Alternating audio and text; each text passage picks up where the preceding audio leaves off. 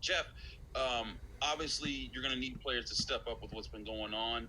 Something that I remembered early on in the season about Femi was I asked X, what it was like kind of mentoring him, and he said he didn't really need a mentor because he's been taking a lot of initiative on his own. Can you talk about what Femi has done to give you confidence in everything that you see him taking on this thing as a freshman?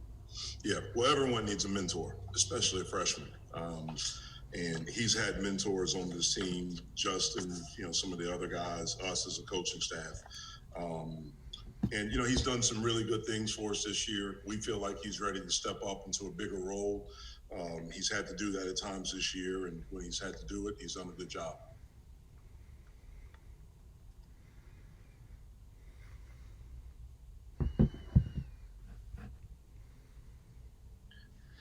Jeff, with Xavier and D's gone now, what prompted those decisions for them, and what led to that? I don't know. I mean, it was a lot of talk and discussion, and those things will remain private, at least from our side.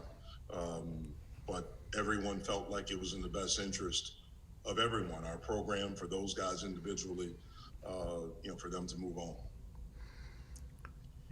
Jeff, you spend weeks and months recruiting guys and developing relationships with guys, getting to know them, getting to like them, and then you spend another couple of years developing them on the basketball court. How hard is it for you then, as a coach, to let go? It's tough, but things like this happen. Nothing surprises me anymore. Nothing surprises me anymore in college athletics, especially college basketball.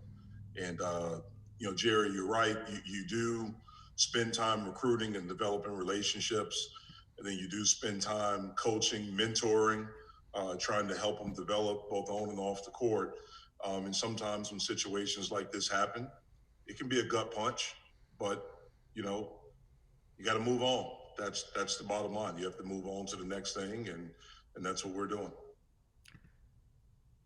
Jeff, do you feel like some of the things that eventually caused this, I guess, mutual separation is the way it was termed, were also some of the causes of some of the inconsistencies this team showed on the court throughout the season? Could be, could be. Not one or two people are to blame. We're all to be held accountable for that. Um, but look, we weren't winning. That's the bottom line. And I've said this over and over. I think, this year has been such a tough year for everyone with everything that's going on. And when you look around the country, there are a lot of decisions being made. There are, a lot of things happening in college athletics, in college basketball. That's the sport that's going on right now.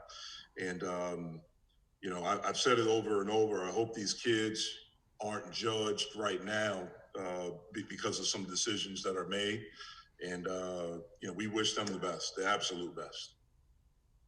Coach, I know the season isn't. I'm sorry. I know the season isn't over, but would you call this one of the most trying years you've had in coaching? I would. All of them are trying. Look, I've been through a lot in coaching, and I went through a year and a half, my last year and a half at Oklahoma, that was brutal, and it was very, very difficult. And I spent the last year there knowing I was going to get fired at the end of the year. And so, for me individually, me personally, does this affect? Yeah, it affects me, but I've lived through maybe the worst thing that, or I would say I've lived through the thing that I feared the most back when I first started, which was being fired. So I've had bad articles written about me. I've had people saying I don't know what I'm doing. I've had a fan base saying that. So none of that stuff affects me. My job is to do the best I can for our players, for our program, and to try to put us in the best position possible as a program to move forward and to try to accomplish what we want to accomplish. I feel very confident that we're on the right path of doing that. It may not look like it right now, but I feel very confident in what we're doing. And I feel very confident in the guys that we have in our program. And I feel very confident about the future of our program. Jeff, with the players leaving when they did with the 3 games left, I guess why now? I don't No, it was just the best decision for everyone right now. Jeff, were they facing any kind of disciplinary action or any suspensions? No, nothing disciplinary. No, not at all. Jeff, you've talked about adversity and going from adversity a lot this season, and with everything that's attacked on top of it, of the guys that you're working with now to grow to through the end of this year and going forward, what were some of the ways you're challenging you guys? Like, hey, these things have happened, but you still got to show up on Sunday, and we got a lot of work to do. Well, we got to show up every day. That's one of the things in our program that we talk about. You got to show up every day. You have to show up with the right mindset.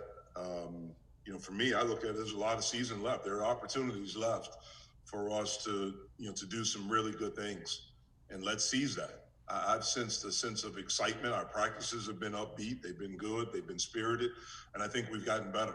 And so that's what we're concentrating on. What I told my team, yesterday was that, I throughout my 46 years, two things that I've learned are people love a great comeback. When you see, like in this country, you like to see people fall. That's what happens. But then you love to see a great comeback. And then to finish. Those are two of the greatest feelings a person can have, to come back from adversities, failure, or things like that, and then to finish something. And we have to sprint to the finish line. We have an opportunity to finish and to finish strong. And that's what we're going to try to do. Jeff, we had a talk with you after the Florida State game, about Audice's absence and how much you guys missed him, and how much you guys as a team need him. I was just curious, in the span of 4 days, or I guess 5 days, what changed? Craig, you keep asking the same question over and over in a different way. I mean, most likely he was not going to be able to play the rest of the season with the concussion. I know he was already ruled out for Sunday and Tuesday. And so, again, I'm not going to get into the details of the conversations that were had between Audice and his family and me, and Xavier and his family and me. It was a mutual decision, and I'm going to leave it at that. And I'm going to concentrate on the guys that we have in our program right now. And so I'm not going to get into what changed from when we played Florida State on Saturday until 4 days later when this decision was made. Coach, how are the other kids on the team taking all this? Are they great? I'm not sure they were surprised. And so they've been good. Again, we've had good meetings, good practices, good workouts, and everyone's just looking forward to Sunday. Jeff, I think I know the answer to this question, but I'd like your perspective. How's coaching different or more difficult than it was when your dad was coaching and then when you were a player?